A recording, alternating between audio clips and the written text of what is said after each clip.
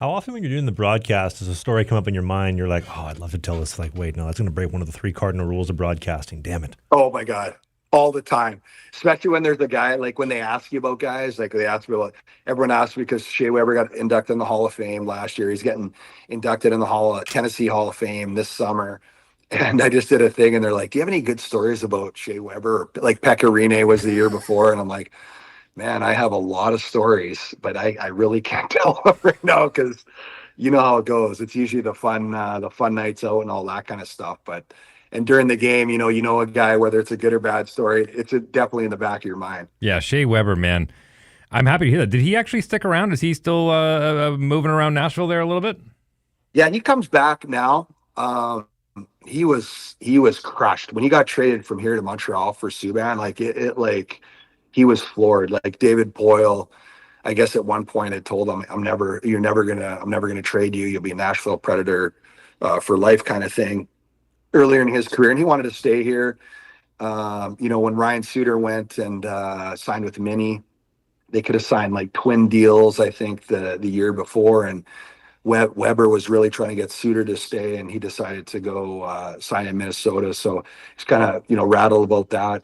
But when he got traded, he was crushed, and he couldn't come back. He came back one time, I think it was for Roman Yossi's wedding, and met him, and we went out with a bunch of the guys and got chatting about. I talked to him after he got traded because he was on a boat. He didn't even know. He was like shocked.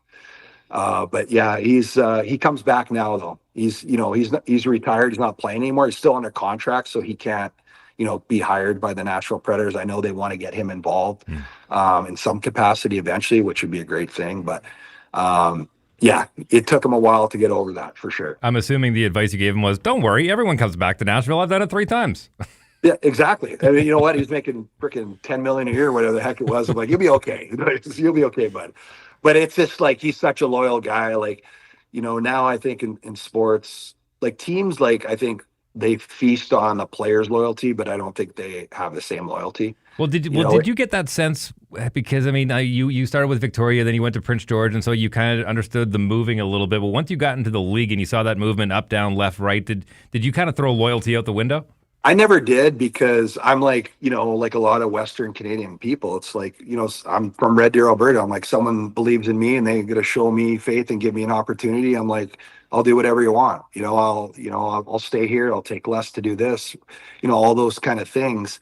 And I think now, with the education and agents and social media, I think there's a lot more, what other people make now. It's everything's out there, state taxes, all this kind of stuff.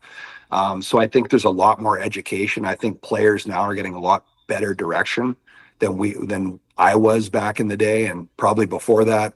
Back in the olden days, they knew nothing. The owners are making all this money and taking advantage of players, and even when ownership says, "Well, we're losing money every year," meanwhile their team, the value of their team is skyrocketing.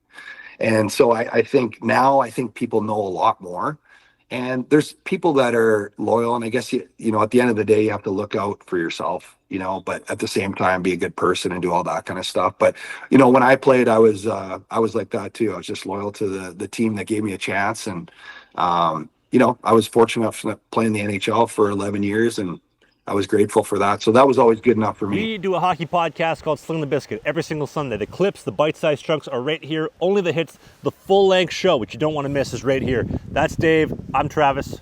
We'll see you soon.